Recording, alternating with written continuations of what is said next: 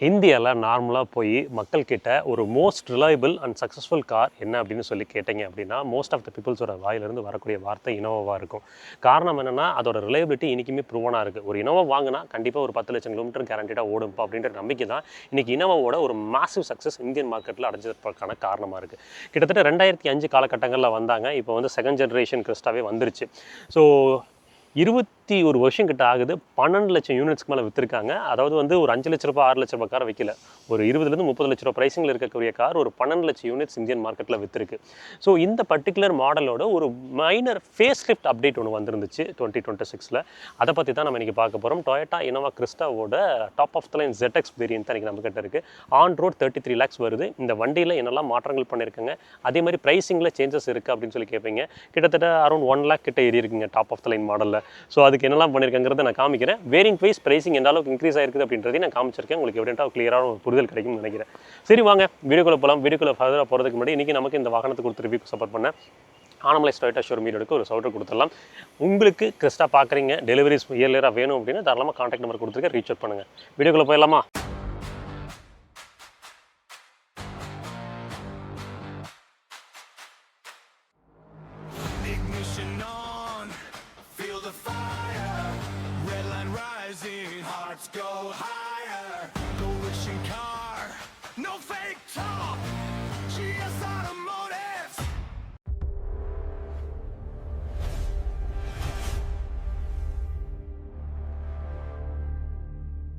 எப்போவுமே ஒரு வாகனத்தோட சேஃப்டி அதை பற்றி பேசிட்டு தான் மற்ற விஷயங்களை பற்றி பேசுவோம். இங்கே குளோபல் அவுட்ஸ்டாண்டிங் அசஸ்மெண்ட் அப்படின்னு சொல்லி அந்த GOA பிளாட்ஃபார்மை பேஸ் பண்ணி தான் அதை டெவலப் பண்ணியிருக்காங்க. ஒன் ஆஃப் தி ஓல்டஸ்ட் பிளாட்ஃபார்ம்ஸ்னு கூட சொல்லலாம்.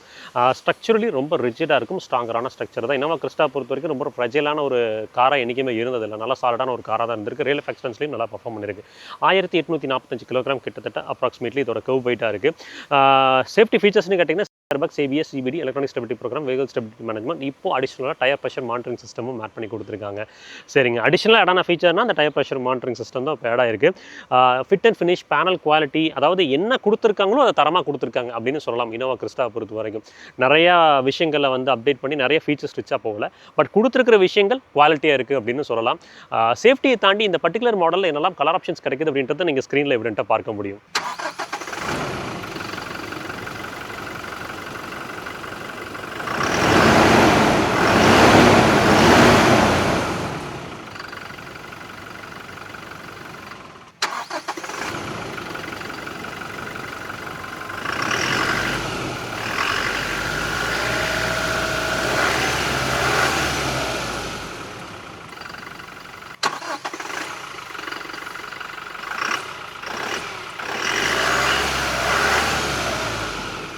என்ஜினோட கிரண்ட் எந்த அளவுக்கு இருக்குது அப்படின்றத பார்த்துருப்பீங்கன்னு நினைக்கிறேங்க. 2400 cc. ஆனால் 2400 cc பவர் எக்ஸ்ட்ராக்ஷன் எவ்வளோன்னு கேட்டிங்கன்னா 147.5 bhp பவர். உங்களுக்கு வந்து 3400 RPM கிட்ட டெலிவர் ஆகுது.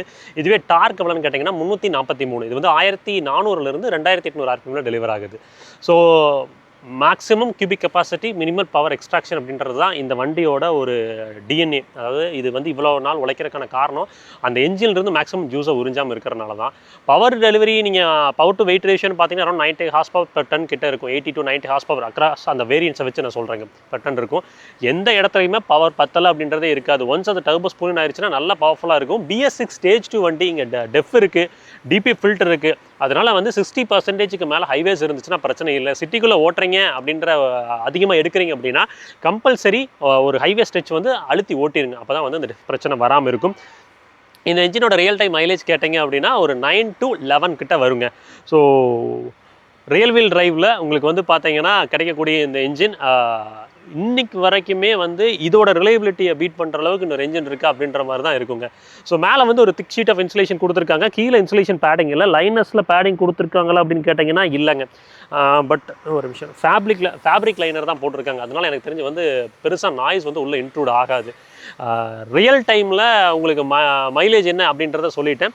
அதே மாதிரி ஸ்டாண்டர்டாக வாரண்டி அப்படின்னு பார்த்தீங்கன்னா 3 வருஷம் 1 லட்சம் கிலோமீட்டர். நீங்கள் எக்ஸ்டெண்ட் பண்ணிங்கன்னா 5 வருஷம் 2,20,000 கிலோமீட்டர் வரைக்கும் போகலாம். புது இனோவா கிறிஸ்டா இந்த அப்டேட்டில் என்ன மாற்றங்கள்னு கேட்டிங்கன்னா, ஃபஸ்ட்டு பார்த்த உடனே தெரியும் அந்த கிரில் மாறி இருக்குது. உங்களுக்கு வந்து முதல்ல வந்து இந்த க்ரோம் இன்சர்ட்ஸில் இந்த ஹரிசாண்டல் லைன்ஸ் போச்சு பார்த்தீங்களா, அது வந்து பிளாக்ல இருந்துச்சு, அதை இப்போ க்ரோமாக மாற்றிருக்காங்க. அப்புறம் இந்த போர்ஷன் வந்து பார்த்தீங்கன்னா முதல்ல அந்த பாடி கலர்லேயே இருக்கும், ஒயிட்னா ஒயிட்டு, சில்வர்னா சில்வர்.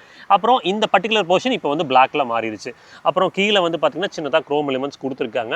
என்னன்னா பேசிக்கலி சொல்லணும்னா ஃப்ரண்ட் பம்பரில் க்ரோம் எலிமெண்ட்டை ஆட் பண்ணியிருக்காங்க. ஆட் பண்ணது தான் உங்களுக்கு வந்து பார்த்தீங்கன்னா ஃப்ரண்ட்டில் இருக்கக்கூடிய மேஜர் அப்டேட்னு சொல்லலாம். கிரவுண்ட் கிளியரன்ஸ் அப்படின்னு பார்க்கும்போது 178 mm இருக்குங்க. ஸோ எங்கேயுமே அண்டர் பாடியில் ஸ்க்ராச் ஆகுது, ஏன்னா இது லேடர் ஆன் ஃப்ரேம் ஆர்கிடெக்சர். உங்களுக்கு ஃப்ரண்ட்டில் வந்து பார்த்தீங்கன்னா சோனிக் சென்சர்ஸ் ஆட் பண்ணியிருக்காங்க. ஃப்ரண்ட்டில் பார்க்கிங்க்கு அது உங்களுக்கு அசஸ் பண்ணி கொடுக்கும், அதுவும் வந்து இப்போ ஆட் ஆகிருக்கு. ஃபாக் லாம்ப்ஸை பொறுத்த வரைக்கும் ஒரு ஹாலஜன் பல்ப் தான். ஹெட் லாம்ப்ஸும் வந்து பார்த்தீங்கன்னா ப்ரொஜெக்டர் அண்ட் ரிஃப்ளெக்டர் டைப்பில் கொடுத்துருக்காங்க.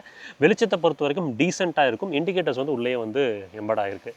ஸோ ஃப்ரண்ட் ப்ரொஃபைலை பொறுத்த வரைக்கும் அவ்வளோதான். அடுத்து சைட் ப்ரொஃபைல் பார்க்கலாம் அப்படின்னு வரும்போது 2750 mm இந்த பர்டிகுலர் வாகனத்தோட வீல் பேஸாக இருக்குது. நல்ல ஒரு லாங்கரான வீல் பேஸ். உங்களுக்கு தேர்ட் ரோலையுமே வந்து பார்த்தீங்கன்னா அடல்ட்ஸ் உட்காந்து ட்ராவல் பண்ணக்கூடிய கன்வீனியன்ஸ் அப்படின்றது இதில் கிடைக்குங்க. அப்புறம் உங்களுக்கு குரோமில் வந்து டோர் ஹேண்டல்ஸ் அப்படின்றத போட்டிருக்காங்க. ரெக்வஸ்ட் சென்சர் வந்து இப்போ உங்களுக்கு driver side, co driver side 2 பக்கம் கிடைக்குது. சாவியை பொறுத்த வரைக்கும் வந்து அதே ஃபாப் கீ தான் கண்டினியூ ஆகுதுங்க. Electronically adjustable and foldable ORVM உங்களுக்கு அதுலேயுமே வந்து குரோம் கொடுத்துருக்காங்க மேலே. அப்புறம் ஒரு டர்ன் இண்டிகேட்டர்ஸ் எம்பட் ஆகிருப்பது உங்களால் பார்க்க முடியும். டயர் ப்ரொஃபைல்னு பார்த்தீங்கன்னா அலாய்ஸில் ஏதாவது மாற்றங்கள் கொடுத்துருக்காங்கன்னு கேட்டிங்கன்னா இல்லை, சேம் அலாய் டிசைன் அப்படியே கண்டினியூ ஆகுது. டயர் ப்ரொஃபைல்னு பார்த்தீங்கன்னா 215, 55, 6, 17ங்க. ஃப்ரண்ட்டில் டிஸ்க்கு உங்களுக்கு ரியரில் வந்து பார்த்தீங்கன்னா ட்ரம் பிரேக்ஸ் தான் கொடுத்துருக்காங்க. ஸோ செகண்ட் ரோவில் உங்களுக்கு கிளாஸ்ட்ரோஃபோபிக்காக இருக்குமா, தேர்ட் ரோவில் கிளாஸ்ட்ரோஃபோபிக்காக இருக்குமானா வாய்ப்புகள் இல்லை. நல்ல ஒரு வைடான ஒரு விண்டோ ஏரியா ப்ளே பண்ணியிருக்கிறதால அந்த குறைகள் அப்படின்றது இங்கே சுத்தமாக இல்லைங்க. இங்கே கிமிக் ஃபீச்சர்ஸான அந்த பேனோரமிக் சன்ரூஃப் அந்த மாதிரி விஷயங்கள் எல்லாம் கான்சன்ட்ரேட் பண்ணலாம், அதெல்லாம் விட்டுட்டாங்க. டோர்ஸ்லாம் வந்து பார்த்தீங்கன்னா நல்லா ஹெவியாக இருக்கும். உங்களுக்கு எந்த இடத்துலையுமே ஃப்ரெஜைல் உணர்வு இருக்காது, நல்லா சாலிடான ஒரு தட்டு உணர்வு கிடைக்குது. கேரக்டர் லைன் வந்து பார்த்தீங்கன்னா கரெக்டாக அந்த பெல்ட் லைன் க்ரோம் ஸ்ட்ரிப்புக்கு கீழே ஒரு லைன் ரன் ஆகாது உங்களால் பார்க்க முடியும். சின்ன மஸ்குலர் என்ஹான்ஸ்மெண்ட் தான் கொடுத்துருக்காங்க. 55 litres of fuel tank capacity அப்படின்றது இந்த பர்டிகுலர் மாடலில் கிடைக்குது. சஸ்பென்ஷன் கேட்டிங்கன்னா, அதாவது லேடர் ஆன் ஃப்ரேமில் கொடுத்தாலுமே இந்த லேட்ரல் மூமெண்ட்டையும் வெர்டிக்கல் மூமெண்ட்டையும் வந்து வெல் கண்ட்ரோல்டாக வச்சிருக்கக்கூடிய ஒரு சஸ்பென்ஷன் செட்டப் தான் உங்களுக்கு. ஸோ எந்த இடத்துலையுமே வந்து பார்த்தீங்கன்னா சஸ்பென்ஷன் இன்னும் கொஞ்சம் பெட்டராக பண்ணிருக்கலாம் அப்படின்ற மாதிரிலாம் தோணாது. ஒரு நல்ல ஒரு பேலன்ஸ்டான ஒரு குவாலிட்டியில் இருக்கும். ஹை ஸ்பீட் ஸ்டேபிளாக இருக்கும். ஸ்டீரிங்கை பொறுத்த வரைக்கும் அந்த ESP ஸ்டீரிங் கிடையாது. உங்களுக்கு வந்து பார்த்தீங்கன்னா ஹைட்ராலிக் பவர் ஸ்டீரிங் தான் கொடுத்துருக்காங்க. ஸோ அந்த ஒரிஜினல் நம்ம என்ன சொல்கிறதுங்க, அந்த ஹெஃப்ட் ஆட் ஆகிறது மற்ற விஷயங்களை இன்னும் கொஞ்சம் லைவ்லியாக நம்மளால் ஃபீல் பண்ண முடியும். என்னென்னா கொஞ்சம் ஹார்டாக இருக்கும். நீங்கள் நார்மல் எலக்ட்ரானிக் ஸ்டீரிங் இப்போ இருக்கக்கூடிய எலக்ட்ரானிக் ஸ்டீரிங்ஸ்லாம் பயன்படுத்திட்டு இந்த ஹைட்ராலிக் ஸ்டீரிங்குள்ளே போகும்போது கொஞ்சம் வந்து திருப்புறதுக்குலாம் கொஞ்சம் ஹார்டாக இருக்கும். அந்த மாதிரி விஷயங்கள் மட்டும்தான். சரிங்க, சைட் ப்ரொஃபைல் பற்றி பேசிட்டோம். ரியர் அப்படின்னு வரும்போது உங்களுக்கு 300 லிட்டர் ஆஃப் பூட் ஸ்பேஸ் அப்படின்றது நமக்கு கிடைக்குது. ஸ்பேர் டயரை பொறுத்த வரைக்கும் கீழே மவுண்ட் பண்ணியிருக்காங்க. உங்களுக்கு ஸ்பேர் டயருமே கொடுத்துருக்காங்க, அதில் கம்ப்ரமைஸ் பண்ணல. ரியரில் வைப்பர் வாஷர், டீஃபாகர் கிடைக்குது. டெய்லம்ஸை பொறுத்த வரைக்கும் அதே பழைய ஹாலஜன் டெய்லம்ஸ் தான் ப்ரொவைட் பண்ணி கொடுத்துருக்காங்க. ரிவர்ஸ் கை லம்பு ஒரு ஹாலஜன் பல்ப் தாங்க. இன்டீரியரில் என்னப்பா புதுசாக பண்ணியிருக்காங்கன்னு கேட்டிங்கன்னா, இந்த கிராஸ் காப்பர் இன்சர்ட்டும் அதுக்கப்புறம் வந்து பார்த்தீங்கன்னா இந்த வுட் இன்சர்ட்ஸும் வந்து அங்கங்கே ப்ளே பண்ணியிருக்காங்க. அதுதான் வந்து மேஜர் மாற்றங்கள். ஸோ இங்கே வந்து பார்த்தீங்கன்னா ஒரு ஃபேப்ரிக்கில் டார்க் ப்ரௌனில் ஒரு ஃபேப்ரிக் மெட்டீரியல் போட்டு கொடுத்துருக்காங்க. ஒரு 1 லிட்டர் வாட்டர் பாட்டில் நிற்க வச்சுருக்கான ஸ்பேசிங் இருக்குது. தேர்ட் ரோக்குள்ள என்டர் ஆகிறதுக்கு 1 டச் டம்பிள் கொடுத்துருக்காங்க. செகண்ட் ரோவில் ஜஸ்ட் இந்த லிவரை புஷ் பண்ணிங்கன்னா இங்கே பாருங்கள் அழகாக இது போயிடும். நீங்கள் அழகாக உள்ளே என்டர் ஆக முடியும். இப்போ பாருங்கள், நாம் இருக்கிறது ஆக்சுவலாக வந்து 7 சீட்டர் வெர்ஷனுங்க. அதாவது வந்து பார்த்தீங்கன்னா செகண்ட் ரோவில் வந்து கேப்டன் சீட்ஸ் இருக்கும். தேர்ட் ரோ உள்ள என்டர் ஆகிறீங்க அப்படின்னா அடல்ட் வந்து ஒரு லைக் வந்து லாங் ட்ராவல் வந்து கொஞ்சம் ஸ்வாப் பண்ணி தான் ஓட்டணும். பட் ஷார்ட் ட்ராவலுக்கு கன்வீனியன்ட்டாக இருக்க போகுது. ஏன்னா இந்த செகண்ட் ரோவை நீங்கள் ஸ்லைட் பண்ணிக்க முடியும் அப்படின்றனால நீங்கள் லெக் ஸ்பேஸ், நீ ஸ்பேஸ் டீசெண்டாக எடுத்துக்கலாம். நீங்கள் உள்ளே உட்காடுறீங்க அப்படின்னா உங்களுக்கு ஹெட்ரூம் பாருங்கள். அதாவது நல்லா சாஞ்சலாம் உட்கார முடியாது, கொஞ்சம் இப்படி நேராக தான் உட்காந்துட்டு வர முடியும்.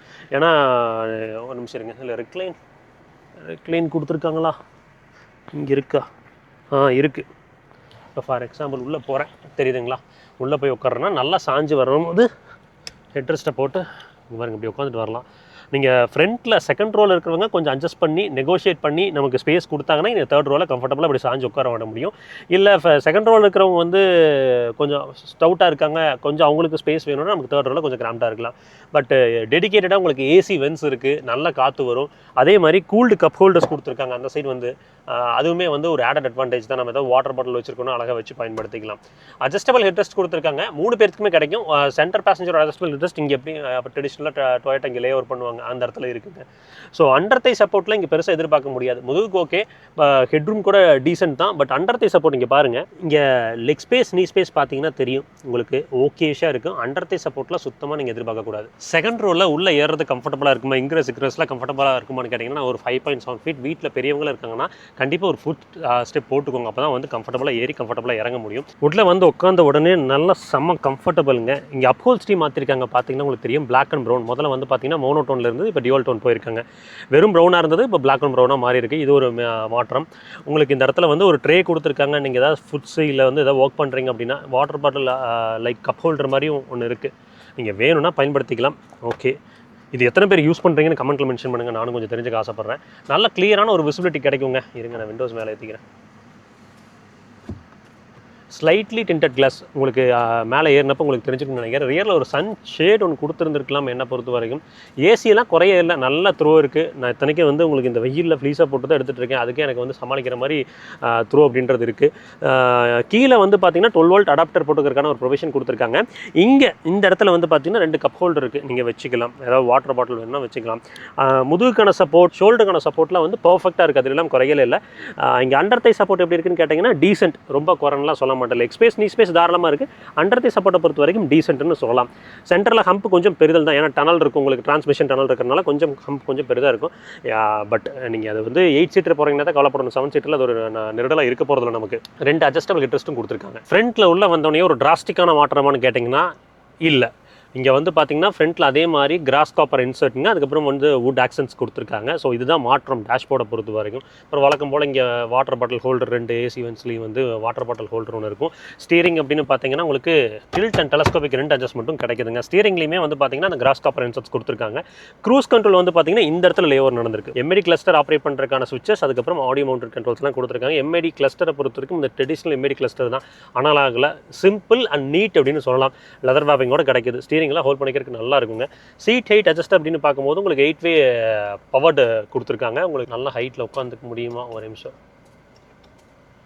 எனக்கு தெரிஞ்சு ஹூடோட விசிபிலிட்டி வந்து டீசெண்டாக இருக்கும்.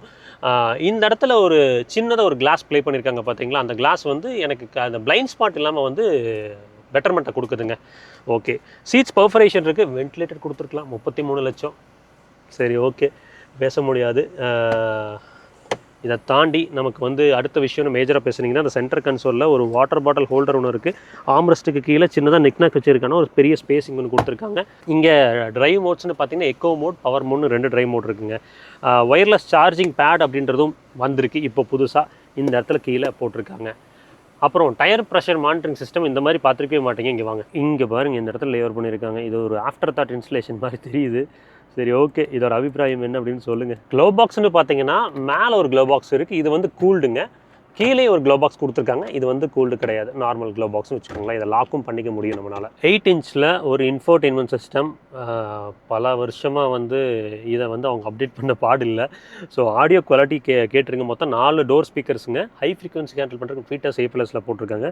ஃபஸ்ட்டு ஒரு வோக்கல் சாங் போடுறேன், அதுக்கப்புறம் ஆடியோ போடுறேங்க.